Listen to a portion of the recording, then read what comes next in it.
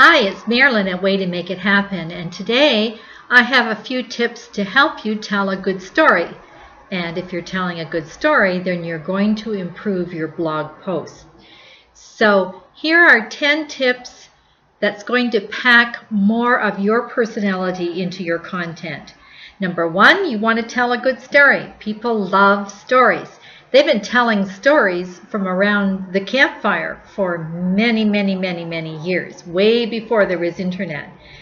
And also in your story, you want to elicit an emotional response.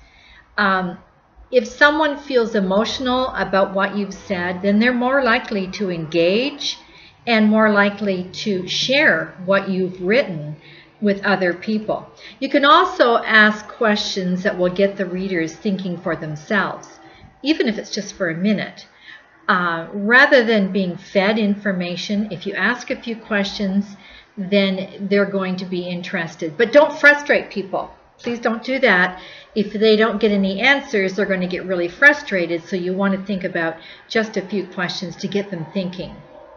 Now also, think about formatting. Good use of paragraph spacing, bold type, other devices that's going to make your blog post look really pleasing. It's going to draw the eye in. You don't want to overwhelm them with long sentences and paragraphs without any kind of breaks. Another thing you can do is widen your vocabulary. Now, I'm not saying be a word snot, but if you use words that are not normally heard in conversation, it adds a bit of spice. Be careful. You don't want too many or you'll blow it. Also, be excited about your topic.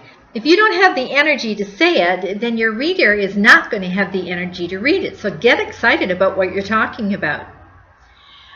You want to be reading other people's content. You're going to find your writing will be inspired just by jotting down some ideas and capture some thoughts as they come along as a result of you reading somebody else's work. You can also include fascinating facts. People read for 2 reasons. 1, to be entertained and to learn, and these go hand in hand. It's hard to teach if you're boring your audience. So you want to entertain them and you want to teach them something. Inversely, it's hard for them to be entertained if they are not, to some degree, expanding their intellectual horizons. So research your own topic and pick up a few interesting facts to go along with it. You want to write like you talk. Now, you don't need to alter your communication just because you are behind a computer. You write with the same voice you're using when you're telling a story to a friend. The conversational approach is very effective. And then last but not least, you want to build suspense. Ask yourself, what is the most important part of your piece, the interesting part of your piece, and build around it. Just don't blurt it all out at once. Subtly mention that you've got something, but you're not going to tell it right away. You're going to work toward it little by little so the suspense builds up. Now, these are just 10 really simple steps to increase interest for your blog. And remember, this came from Heinz Marketing. Sharing details about what makes you tick outside of work isn't irrelevant. It's magical. So be sure to put a little bit of yourself in your blogs. People are genuinely interested.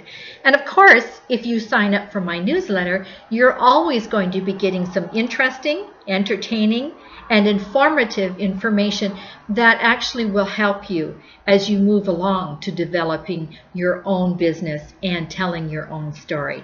So I hope that helps you a little bit. And thank you for stopping by, and we will see you soon.